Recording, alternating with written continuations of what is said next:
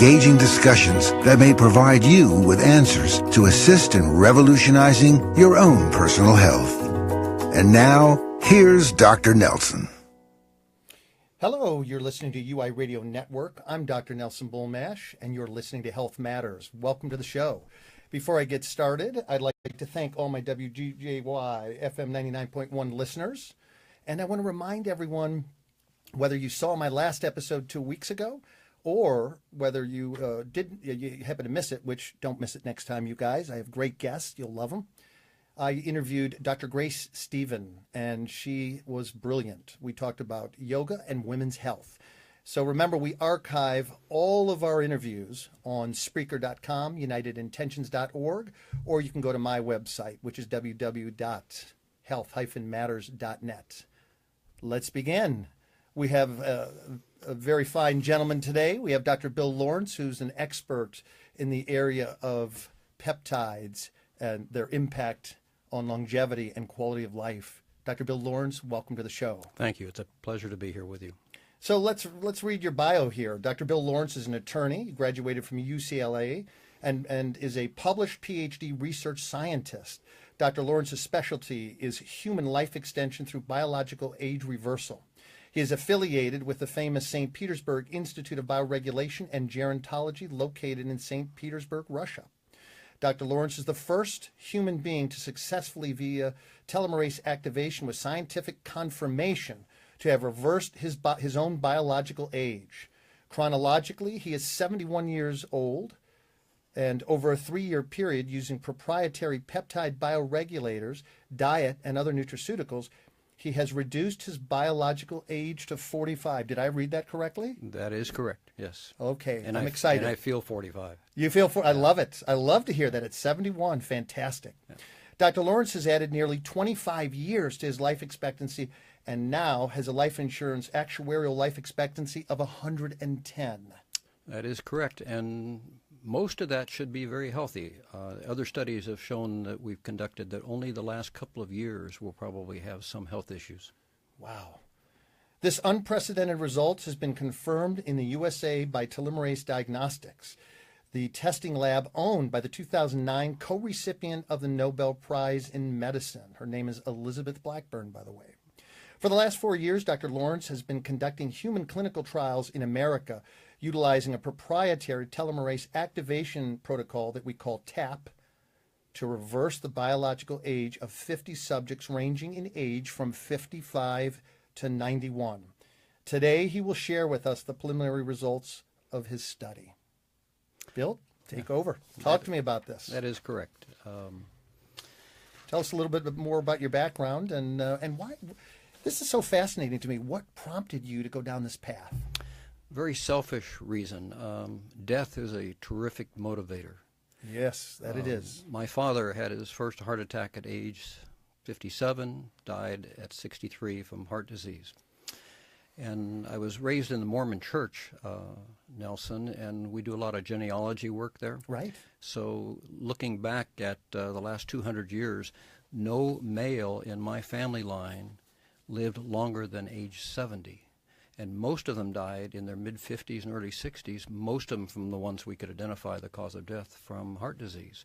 So I was at that time about 55 or so, and I thought, I'm making good money I was a tax and trust attorney doing estate planning. I was making good money, but good money isn't going to do me any good if I'm dead at 70. Yeah, that's right. I've had a lot of patients who were worth, I shouldn't say a lot, but certainly my share of patients who were worth tens of millions to hundreds of millions of dollars who had multiple heart attacks by the time they were 60 years of age and were looking at maybe 1 or 2 more years left of life and not a lot of time to spend it.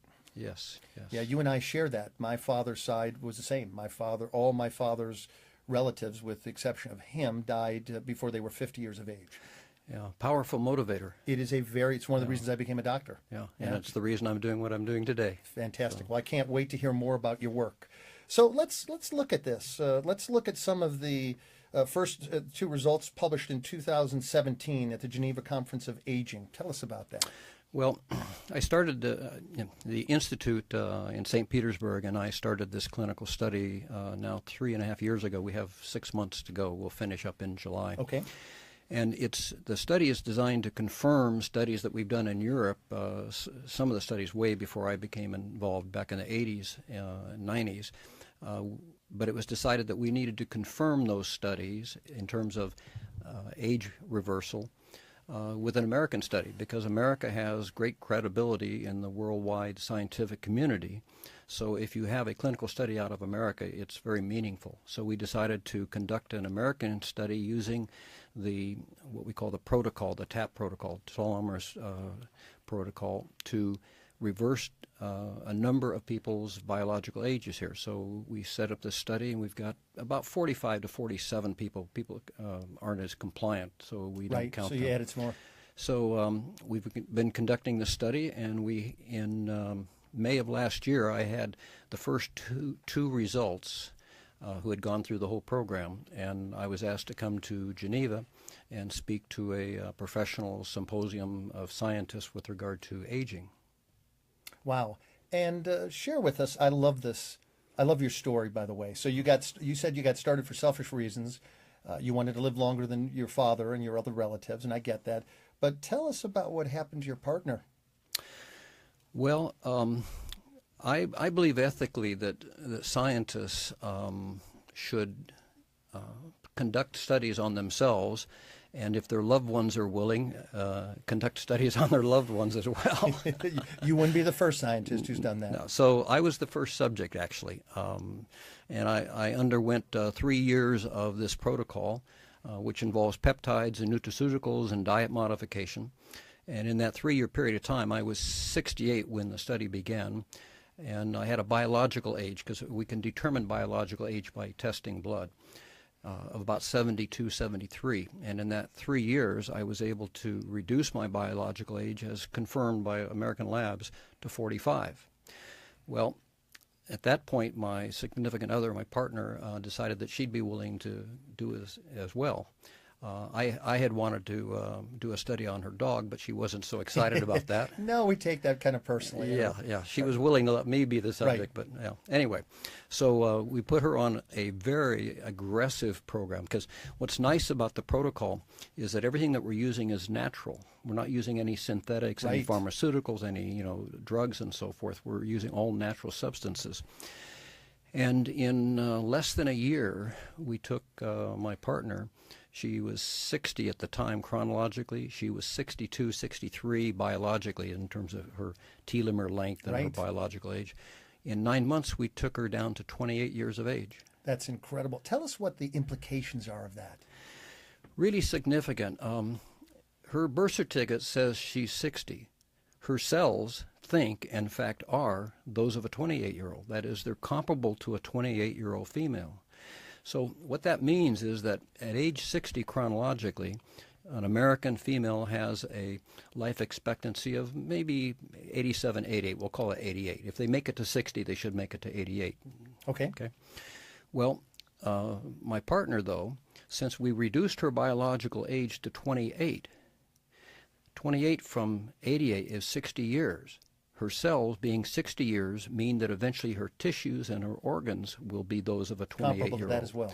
So her life expectancy is stacked on top of her chronological age. So she's 60 chronologically, but because her cells are 28, she gets another 60 years. So her projected actuarial life expectancy is 120. That's what I thought. Yes. Yeah. That's incredible. That's real science. I mean, it's not some fabrication. It is statistically confirmed. We have the studies and so forth that show that is, in fact, reality. So it's interesting because 20 or 30 years ago, when I started my studies to become a doctor, well, 30 years ago now, they were talking about this. So there were sequestered groups of people throughout the world, as we know, in the blue zones, mm-hmm. That live to be over 100 years of age routinely. Mm-hmm. And so what we're realizing now, in other words, through what you're telling me, is that through science, this is real. That yes. You're going to start to have, in the upcoming years, people who take their health very, very seriously are going to have the opportunity to live well in excess of 100 years. Absolutely. And the exciting thing is I know what's happening out there in the biotech world. And in the biotech world, the next leap is going to be to 150. And 150 is going to be within our lifetime. And so the goal, what drives me somewhat, is that if through what I'm doing and the Institute's doing, if we can take people to 120, then in the next 10 or 15 years, the next step is going to be we'll go to 150. So you and I should be able to go to 150. Right. This is really fascinating because I was in an event about 3 years ago, and in a major publication in the equivalent of JAMA, the British Journal, of Medicine, they wrote an article that indicated that of the people born in the year 2000 and above, half of those people would die before the age of that their parents died, and the other half would live potentially to be in excess of 100 years of age. So we have this interesting dichotomy currently where those people who get really serious about their health have the potential to maybe even nearly double their life expectancy. And the key here isn't just to double it, but to do it with quality. Yes. Is what I'm hearing. Yes, right? absolutely. You agree? Yes, absolutely. So we'll have those who have and those who have not, meaning if you're somebody who continues along the typical, we call it the SAD diet, the standard American diet, and you don't get serious about how you take care of yourself, you will potentially not live as long as your forebears. However, if you get serious and you follow protocols like this, you have the opportunity to live much longer with a much greater quality of life. Absolutely. Yeah, right. Absolutely. So let's explore this. Let's talk about aging and what causes aging. Well, there's been a number of theories in the world of science over the years. You know, there's sort of the rust and wear out theory, you know, that we're only going to be able to drive so many miles, we're only going to live so long, and so forth. Although there's that fellow in upstate New York, Long Island, that's got that Volvo that he's got over 1 million miles. Million miles, that's right. So, but there's also, you know, theories of free radical damage, glycation, etc. Free radical and so forth. But what the consensus in science, at least at those working really in this area, over the last, I'd say, 30 years, is that it's telomeres that drive aging and also the related diseases that come with aging. This is really interesting because even on the Oprah show, Dr. Oz has talked about telomeres. So let's talk about what telomeres are. 'Cause I'm not sure everybody out in our listening audience knows what the term telomere is. Sure. In fact, on the doctor, or when Dr. Oz was interviewed by Oprah Winfrey, Oprah Winfrey, right? Yeah. At the end of the show, she shouted out, "I want longer telomeres." Of course, we all do. Yeah. And everybody listening will want the same when we're done. Yes. Well, what telomeres are is in our cells, we have chromosomes. Chromosomes have all the DNA and the other information, and you know the mitochondria and so forth that drive life basically. At the end of those chromosomes is a little end tip on them, and we call those telomeres. And it was discovered in the 1930s that these little end caps were on the chromosomes, and they knew that there was some function, but it was some years later before they figured out that the function is to keep the integrity of the chromosome and all of the functioning of the DNA and so forth intact. So it keeps it from unraveling, in other words? In a sense, unraveling, yes, you could say that. What they also discovered was that as people age, that a little bit of that end cap will deteriorate over time. Right. And what happens is that cells replicate that as they duplicate themselves over a period of time. And that's how we maintain our cells, how we create new cells, tissues, organs, and so forth. Sure. And each time that a cell replicates itself, a little bit of that end cap disappears, called nucleotides. And when we're born, actually when we're conceived, we have about what we call 15,000 base pairs. It's a method of measuring the amount of those nucleotides, or the telomeres. At conception, we start with 15,000. At birth, we actually still have only 10,000. In other words, the process from conception to birth uses up 5,000 of those base pairs. That's how you might say stressful. Stressful and rigorous, that whole process is. So when we're born, we have about 10,000 base pairs on each of our chromosome ends. Over a period of life, that will slowly reduce, or can sometimes be reducing faster depending on lifestyle and stress that we're going to talk about, until you get down into the area of 6,000, 5,000 or so base pairs left. And at that point, we start to see accelerated aging. We see age-related disease taking place. And what has been figured out, and Elizabeth Blackburn and others that were given the Nobel in 2009, what they figured out is that as the telomeres deteriorate, that impairs the ability of the cells to replicate. They will replicate slower. They will replicate not perfectly. A good example, maybe, sometimes people talk about the little aglet, the little plastic cap on the end of a shoelace. Shoestring, right? It's not a great example, but people use this oftentimes. If you have a new pair of sneakers and you've got new shoelaces, that little plastic cap is intact, and it's real easy to lace it up. Thread the ice, right? Time goes on, you've used the shoes and so forth, and the plastic cap begins to kind of deteriorate, it frays and so forth, and finally you get to the point where you can't really use it. It's not functional. That's sort of what happens with telomeres. A better example, I think, is if you had, say, a football team. I was going to say, let's use something that a lot of people can relate to. Yes. Yeah. Let's use, say, football team. What cells have to do is replicate themselves in order to keep the organism alive. Okay? Right. So they have to, kind of rebirth themselves, you might say. So what happens if you have a football team, and this football team is a fixed number of individuals, okay? Right. And you can't insert any new ones, okay? That is, you're going to use the same football players for a long period of time. And normally I assume that football players have a functional career of probably 5 years, 10 years or so. And because of the nature of the sport, it's probably not much longer than that. So what happens is you've got a football team, and normally what happens is as a player ages, becomes less effective and so forth, that player is replaced. He's retired. Right. New younger players come in. Okay. Well, that's sort of the way that the body works in terms of telomeres. As we age, new cells and so forth are formed, and it keeps the integrity of the human, functioning. But what happens, though, if in this football team you can't replace players? You have to keep the same players, and as they age, they're not replaced by younger players or healthy younger players. What happens is that the ability of the team to perform is going to slowly deteriorate over a period of time. Sure, you're going to have people who are going to get injured, and Yes. that cumulative damage of all the injuries per player will eventually render them far less effective Yes. in a game of football. And that's exactly what happens with telomeres. Over a period of time, as you lose these telomeres, then the cells can't replace themselves effectively. Okay, got it.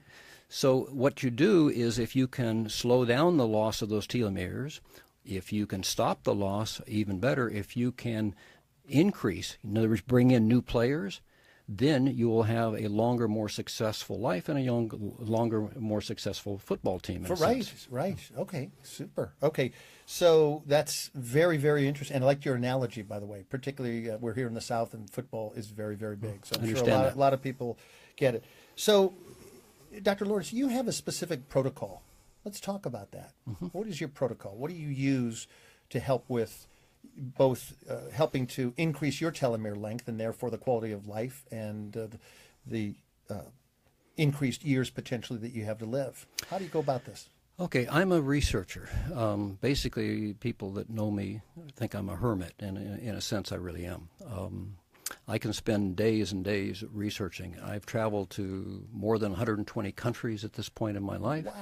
Wow. And I have been on a quest, you might say, Right. for a long, long period, almost 3 decades at this point, to be able to be healthy and to have a long, healthy life. Right. So what I discovered was that in Europe, they had been doing some clinical studies.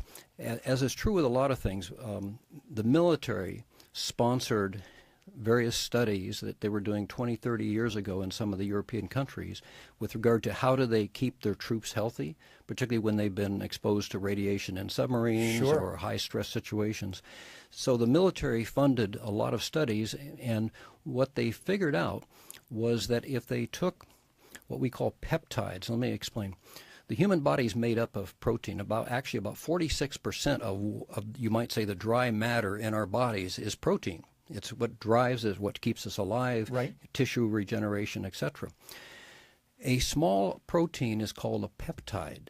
It's still a protein, but it's a very small form of protein. Right. So short chain protein. Yes, what it is proteins and peptides are made up of amino acids. Right. Okay, those are molecules that usually come, if they're natural, they come from animals, they come from plants. Right. And short chain ones are literally that. That is, they're usually 2, 3, or 4 amino acids connected together to form what we call a peptide. So you'll hear out in the public, you'll hear, there's peptides for cosmetics, et cetera. It's sort of like saying automobiles. There's all sorts of automobiles. There's all sorts of peptides. The Europeans figured out that if they kept the peptides very small, no more than about 4 amino acids, that they could travel through human tissue. They could get through the cell membranes, brain, membranes and so forth, and actually get into the nucleus of a cell. That's incredible. And if you could get the peptide in there, that peptide could act on the DNA. It could basically regenerate the cell.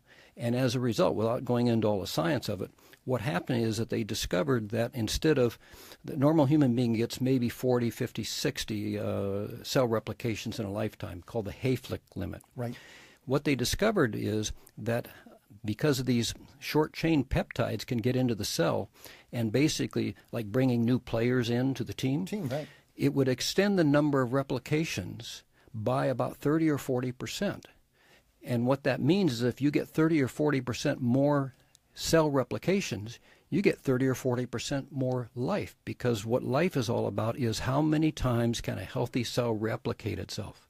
If it could replicate itself indefinitely, you would be immortal. You'd be immortal. Yeah, that's right. And so what the studies showed was that with these peptides that can get into the cells, that you boost the longevity, but you also have what we call tissue repair and maintenance that becomes organ repair and maintenance. In other words, you can lift the level of health of the various organs in the body. And so they were using in the military to basically rehabilitate military personnel. And then the science kind of sat on the side for a long period of time. And that's when I discovered it about 5 years ago. As part of what I was trying to put together was these peptides that were available, certain nutraceuticals that are available, and a clean diet, much unlike the American standard diet. If you put those all together, you can get dynamic human age reversal at the biological level, safely with no toxic side effects, and you can have that happen dramatically. And I have the tests. Right, we're going to go over results, that shortly. Right, to show that that's true. Well, I'm so happy, Dr. Lawerence, that you make it comprehensive, because one of the things that's really frustrating, particularly in the United States, is we're always looking for the magic bullet. The drug that's going to cure cancer, the drug that's going to get rid of every infection, the drug that's going to get rid of autoimmune problems and any number of other issues. And when you become a doctor and you start to study these things, you realize that's a bit absurd. Mm-hmm. And the more experienced I get, the more absurd that becomes, because you're not going to get well and you're not going to stay well if you don't take great care of yourself. Mm-hmm. If you're not sleeping enough, the body doesn't repair itself effectively. Mm-hmm. It doesn't regenerate effectively. And as you stated, the cells get weaker and you lose the length of your telomeres more readily, yes, which means that you get to die sooner. The end game gets to come sooner. Yes. So I like that. I appreciate that. And you're putting together, you said, specific nutraceuticals. Mm-hmm. What exactly does that mean? You would call these typically vitamins and minerals, in a sense, antioxidants and so forth. There are selective ones that show that they actually support telomeres. They don't increase the telomeres, but they, you might say, maintain or keep the loss being somewhat minimized. Minimal. Yes, and you'll see advertisements here in America. I've noticed that there's a lot of marketing of things related to telomere, and they kind of suggest that it will extend telomeres. The nutraceuticals by themselves won't. They will support general health, but they aren't strong enough to actually extend telomeres. You need the combination of the peptides. You need to have a clean diet, because if your diet is really nasty, then what you're going to be doing is, on the one hand, you're doing these things in order to increase telomeres. Right, repair and regeneration. Right. And on the other hand, you're damaging it. Yes, it makes no sense at all, does it? Yeah, it's sort of like you've got a fire in the house and the fire trucks show up in front and they're throwing water on it, but you're in the back of the house throwing kerosene. Yes. I so appreciate that. One of the messages that I want everybody to understand recommend is, look, it's time that we get really, really serious. We've got to decrease toxicity issues, which means we've got to be really careful of what kind of chemicals we use, whether they be for our hygiene, like hairsprays, makeup. You know, how absurd that not too many years ago that we found that over 400 companies were using lead in lipstick. Yeah. I mean, Yes. and they had to be told to stop. How insane is that? All right, so let me get this straight. So you have a particular protocol, and it involves exercise. It obviously has to involve stress management because we talked about stress being one of the most critical issues that decreases telomere length. And I was shocked to hear that we lose approximately 5,000 nucleotide bases upon birth. That really is fascinating to me because it suggests how incredibly stressful that process is. And added to that stress is this interesting finding. In the last 5 or 6 years, there have been some clinical studies where they've looked at the telomere length of the expecting mother, the pregnant mother. Yes. And they have measured, preconception, conception, birth, and so forth. And they've discovered, in terms of looking at what was going on in that mother's life, they've discovered that if there is stress in the pre-birth, in the mother, that child will be born with fewer telomeres or a shorter telomere length. Wow. So, for instance, if she's going through difficulties in her marriage, she's going through a loss of a loved one, like a parent has died or something of that nature, economic problems. In fact, the studies have shown even if a person is living in and born in a less economically affluent area, that is basically a poor area, right, then their telomeres tend to be shorter than those who are born in more of a middle class or affluent area. Wow. So this sets up a whole new understanding about health in people who are in impoverished areas. Yes, absolutely. So their telomeres shorten at a greatly accelerated rate, which predisposes them to have all kinds of disease processes that might not otherwise happen. Yes. One of the most interesting studies was they actually did a study of caretakers who were typically taking care of like a dementia, Alzheimer's patient who were also pregnant at that time. Right. They found a tremendously accelerated telomere loss in the newborn, much more so than just by the stress alone, but the fact that she typically was taking care of somebody with Alzheimer's, which creates a whole cascade of stress, plus the natural stress of literally just going through the birthing process. Course, right? Those telomeres of that offspring will be shorter than someone who was not taking care of a dependent or an Alzheimer's person or whatever. So this is fascinating. So you bring a whole new understanding to the importance of really taking care of the management of stress in your life. Absolutely. This is incredible to me because clearly the more stress that you have unmanaged in your life, the quicker you age, the quicker you become ill, the quicker you become debilitated, the quicker you die. And the shorter your telomeres will be, that drives all of that. Wow. Yeah. Interesting. All right, so let's talk about the steps to slow down the loss of telomeres. Well, obviously, minimizing the stress in one's life, which is sort of easy to say, but very hard to do in many cases. Yeah, particularly here in America. America is a high-stress environment. Yes, it is. Because I go back and forth to Russia, I can measure the difference, and coming into the U.S. is a very stressful environment. Some of the obvious things, good sleep, as you mentioned before, is supportive of telomeres. A clean diet is supportive. Say that again, because one of the hardest things in the world that I have to do is get people to really appreciate the importance of getting enough sleep. Yeah, critically, actually, because the body truly does most of its repair work at night when you're asleep. Right, thank you. And it doesn't do it when you're sitting in front of a computer at 2 in the morning or in front of the cable TV. It doesn't happen. Wow, I have so many questions. I think we're ready to take a break. So, ladies and gentlemen, you're listening to Health Matters. I'm Dr. Nelson Bulmesh. Our guest today is Dr. Bill Lawerence. We'll be right back.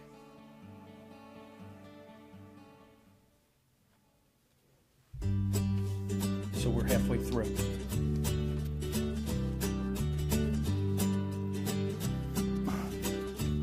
So I think we start here.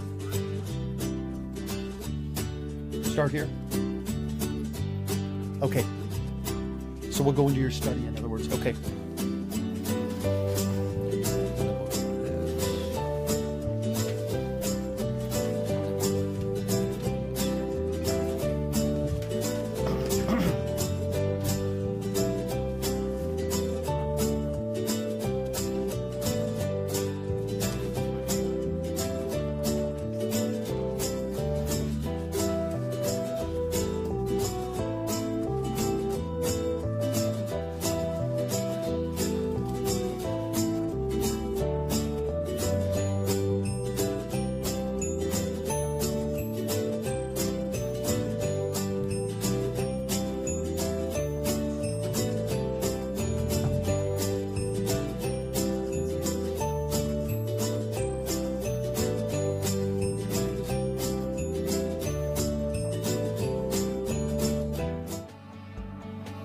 Welcome back. Once again, you're listening to Health Matters. I'm Dr. Nelson Bulmesh, and my special guest on today's show is Dr. Bill Lawerence.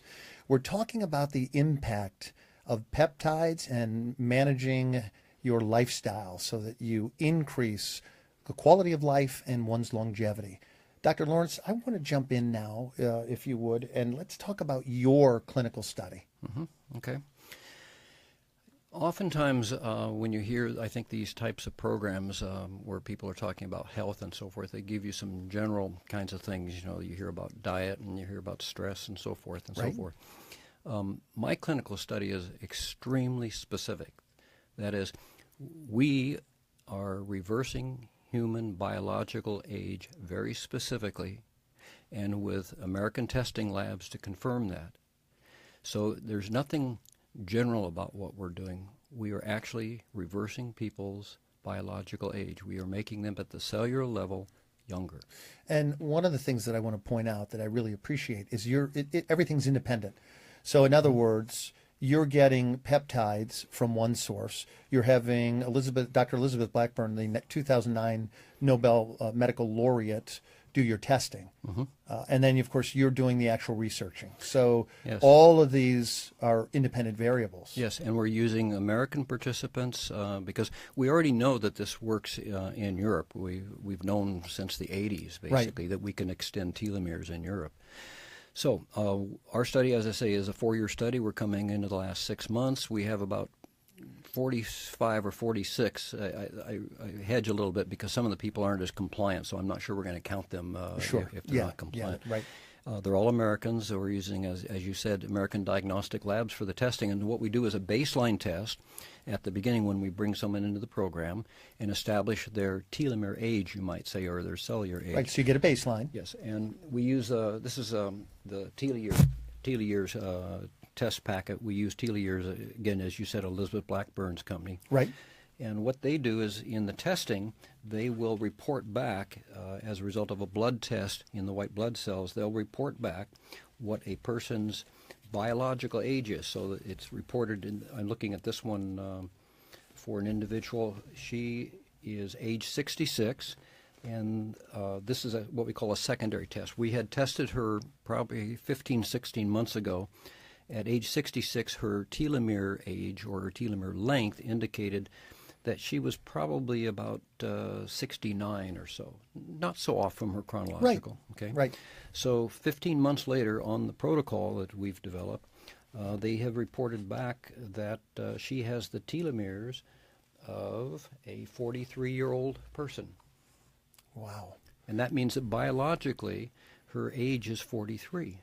So once again, what we're looking at here is the reason they have an increase in quality of life and longevity is because what we know through research, and you'd pointed out earlier to me that this is now heavily researched, that if you go to PubMed, there are over 20,000 studies now. Is that correct? Absolutely. Yeah. So we know that the longer the telomeres are, meaning in other words, that as we go through life, they shorten. So as we re-lengthen them, we get additional cell divisions here. And that's what's so important, that we can produce cells that are stronger upon replication. And we send these cells into repair and regeneration. So they're stronger, healthier cells that are less disease. They're more disease resistant, I should say. And you get organs that function better, which globally causes the body to function better as well. Right. And by doing so, this is where you're getting that we're going to add quality of life, that everything in the body works better. Right. You're feeding into the team college athletes who are in their prime. Right. Periodically, they come in and replace the older. That's what's happening. Yeah. And what the peptides do is allow you to do that for a longer period of time. Wow. So let's look at some of your, if you don't mind, let's look at some of your test subjects. Sure.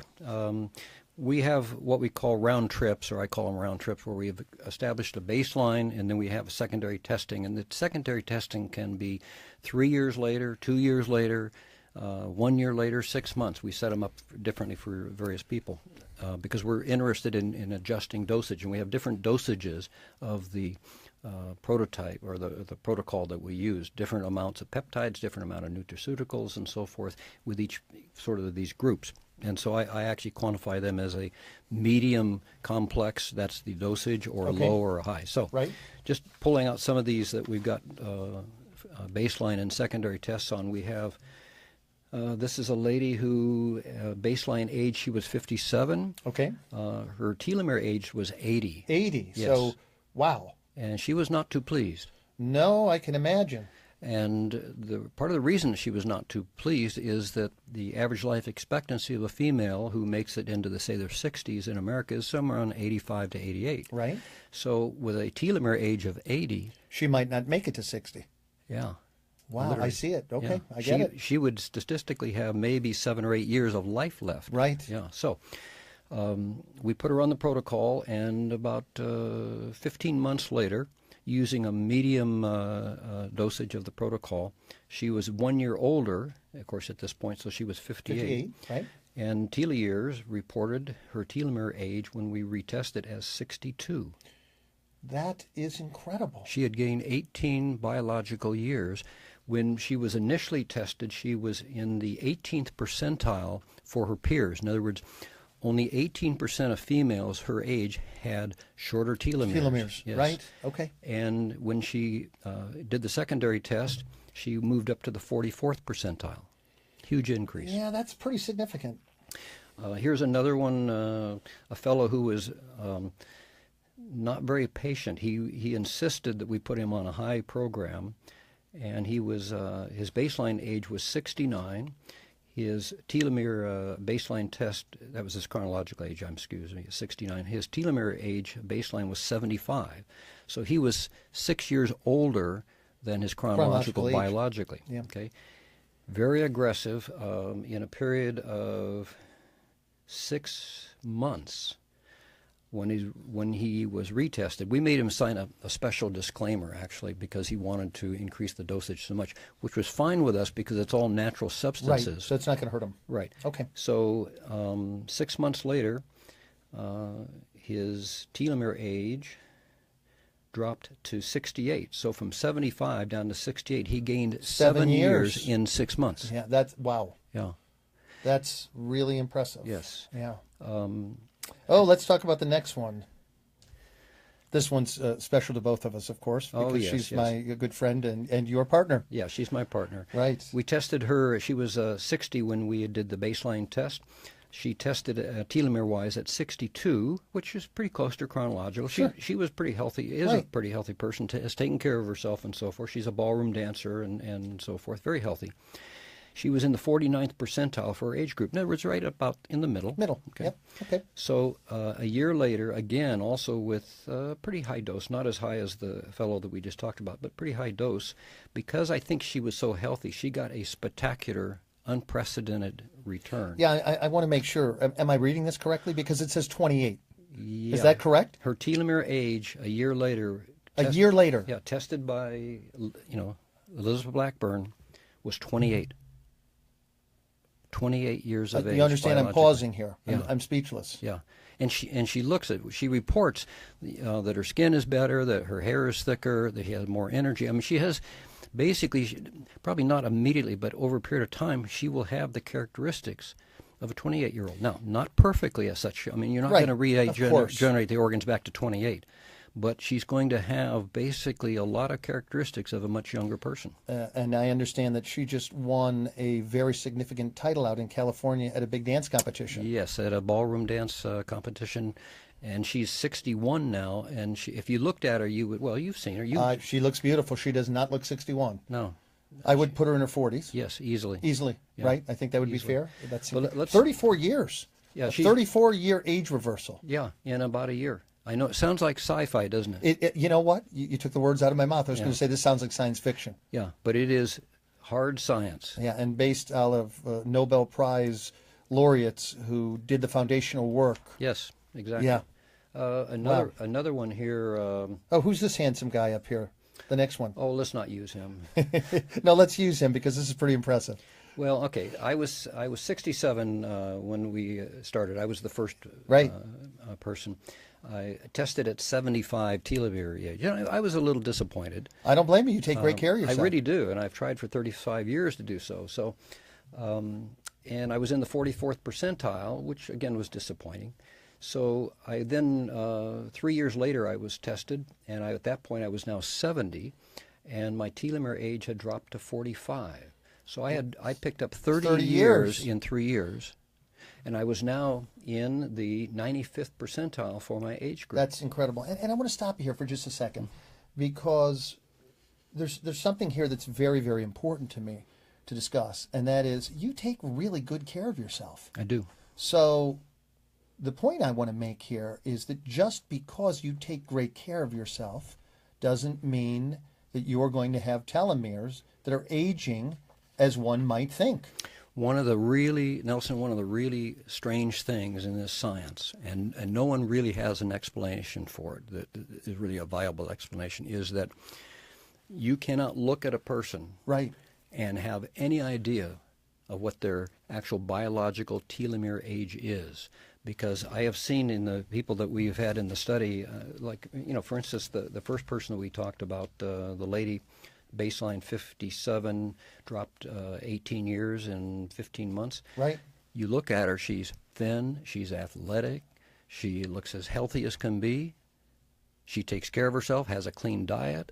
Because we run, you know, information that they have to provide us, you know, about their diet and so forth. And then we do a lot of corrective stuff about diet along the way. You look at her, and yet she was 80 telomere-wise. Yeah, that's just very strange. Yeah, it is. And even in your case, I know you well, and I know how great you take care of yourself. Yeah, I was surprised with the result. Be honest with me. Was your mother pregnant and taking care of an Alzheimer patient? I tell you, I came from a big, loud, chaotic family.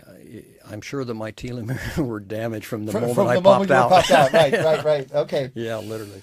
You know, you just wonder how is it that a person who takes such great care of themselves can have such a significant loss of telomere length. It's very interesting to me. It's very complex. For instance, if you're healthy but you live in a high toxic area, like most major cities are today, that's going to have an effect. If you were born and raised, I was born and raised in Los Angeles.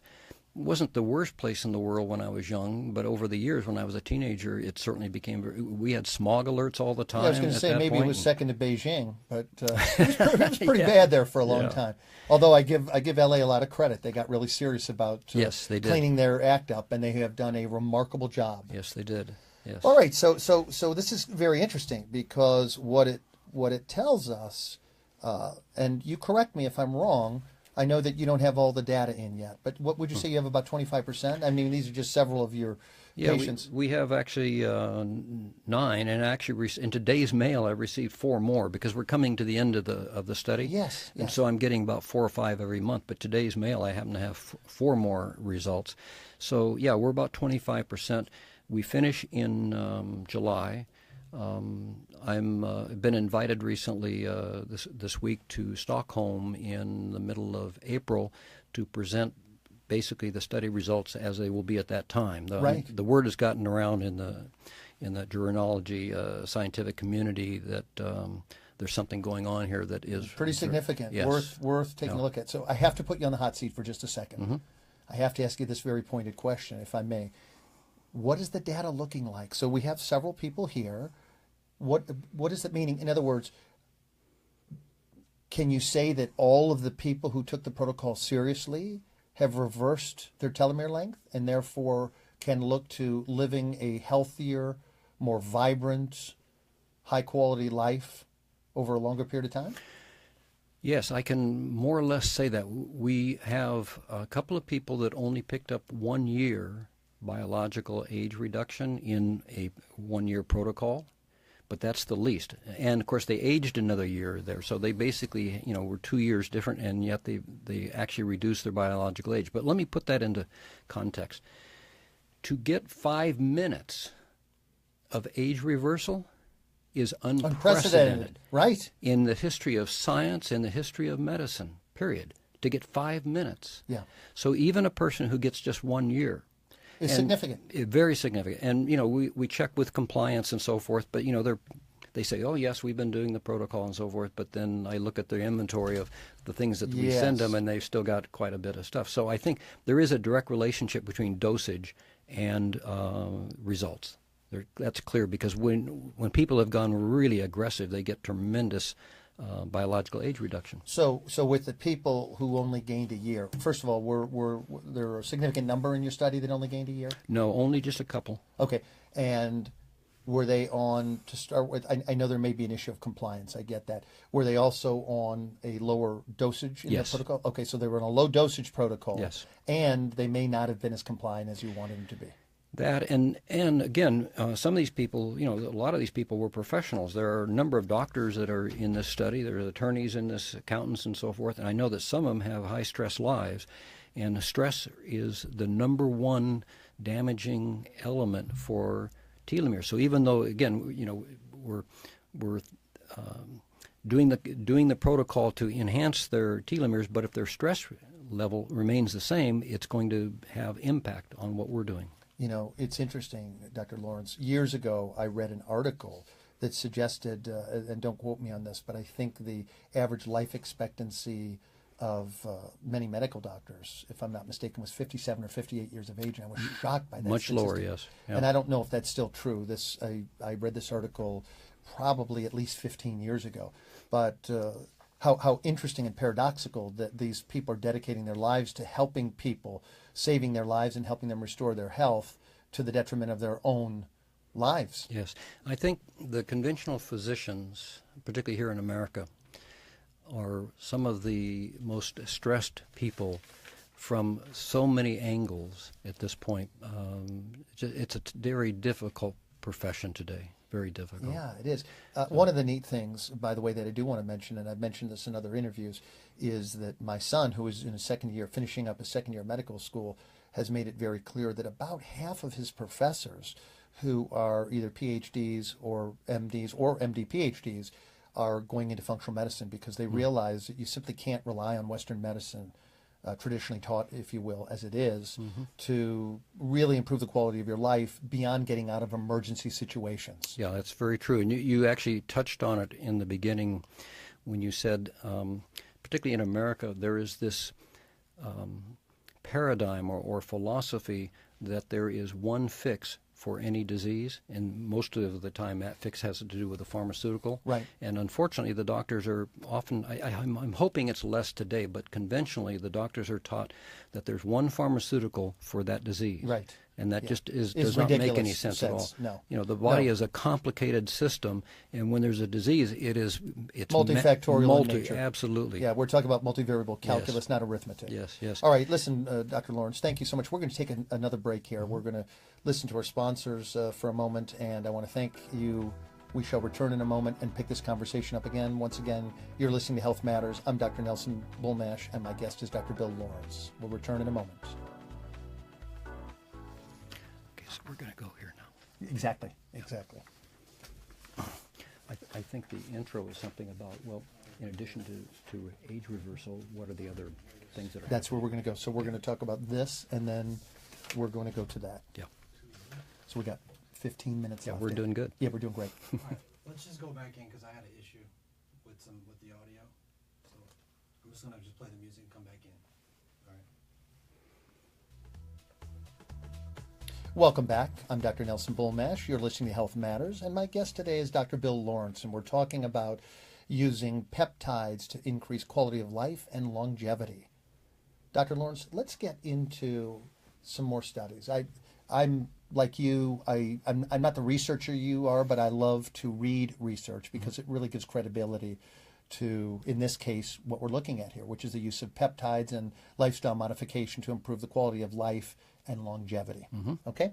So I want you to talk a little bit about this research here. You gave me this earlier. Let's look at peptide preparation effects on mortality rate in elderly people.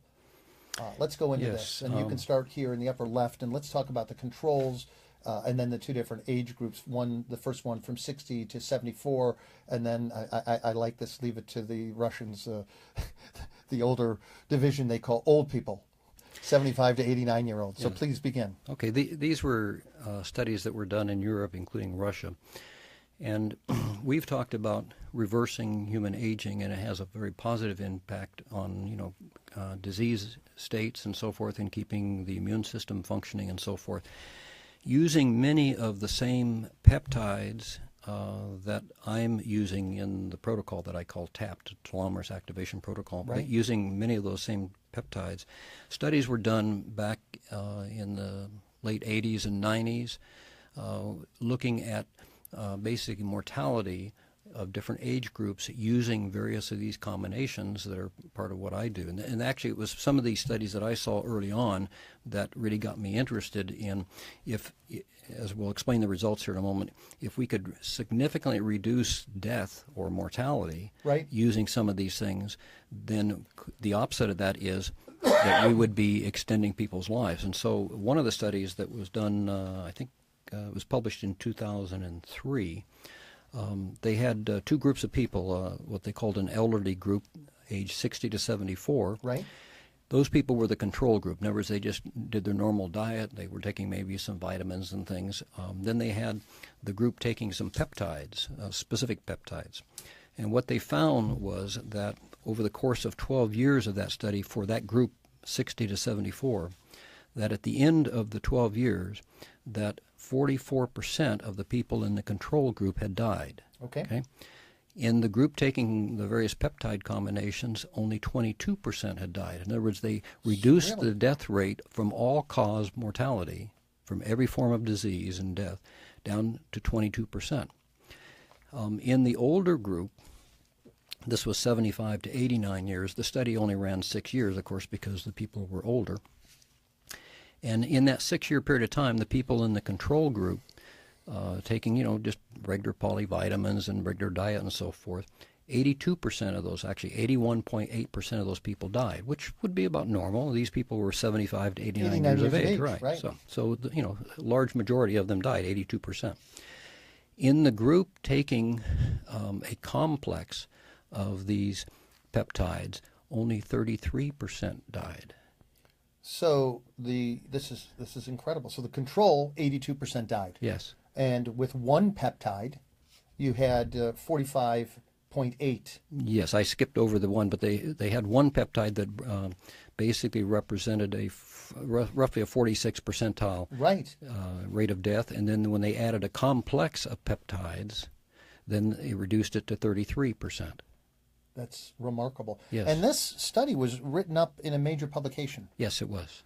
Do you happen to remember what that was? It was a endocrinology. It was neuroendocrinology letters. Yes. Okay. And I think it was 2002, I believe. Wow.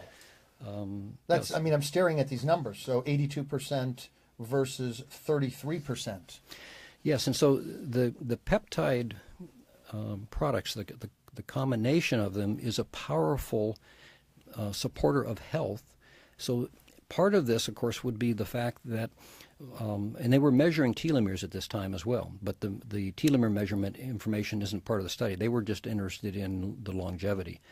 And I am certain, because I've seen the summaries of the studies, that these people who survived had longer telomeres. Yes. Yes. But the important thing is from these studies is that there was regeneration going on in various organs and systems and so forth to keep these people alive. A big one would be in the immune system. These people who survived had much stronger functioning immune systems. Right. And what I gather here, you have a thymus peptide, so an immune peptide. Mm-hmm. So something that strengthened them so they'd be less susceptible to dying of infections. Yeah, particularly infection, as you know. That's what, a huge lot thing of for older people die of. Yeah.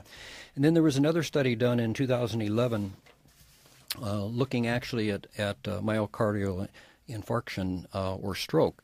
And what they found was that people using some of these peptides basically had one half, over a period of 15 years, had one half the rate of myocardial infarction or stroke than did the people who weren't using it. The rate was 83%, yes, had a myocardial infarction or stroke versus 46% for the people that were using some of the peptides. That's remarkable. Yeah, so it cut basically by half the stroke and heart attack rate down. Yeah, peptides are very, very powerful. And again, as I said earlier, because they can actually bypass or get through cell membranes. They go through the digestive system. They get into the cells where they actually become highly functional at that point. Right.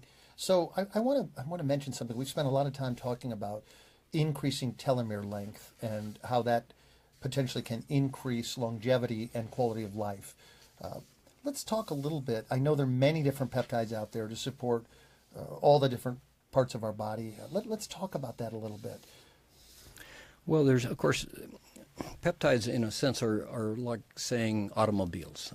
There's all sorts of automobiles out there. And for instance, there are peptides in cosmetics, peptides in so many different health products and so forth. But just like automobiles, you have little Volkswagens and you have Ferraris and so forth. And the peptides that I'm using here that come from Europe, they are effective because they are unique in that they are 2, 3, and 4 amino length chains. Length, right? Yes, right. Amino acid lengths. And so that's really, I hate to say the magic, but that's why they're so effective, is because they actually can get into the cells.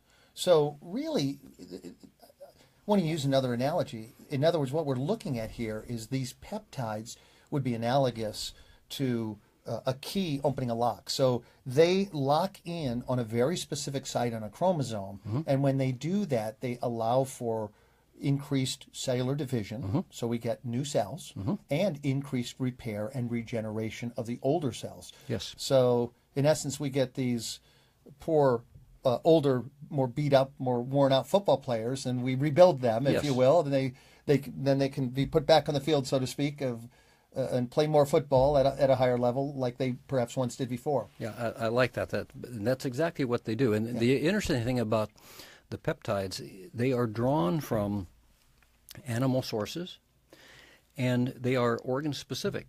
That is, from an animal, you extract, let's say, from the liver, the molecules.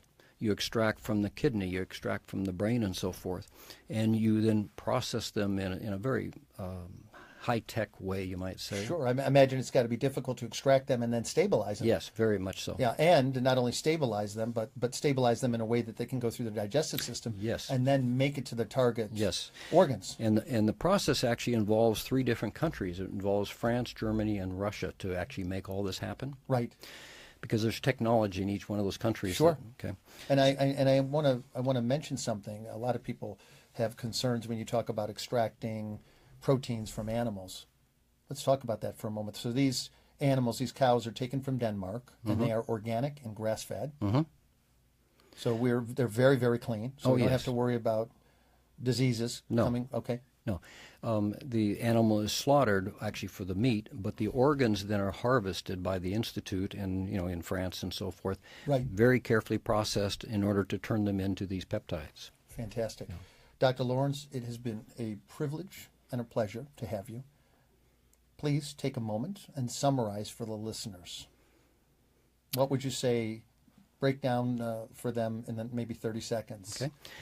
I would recommend that everybody who's interested in this area read an American author. His name is Michael Fossel, Fossel. He wrote a book in 2015. He's probably the most knowledgeable person in America. He's a scientist and an MD.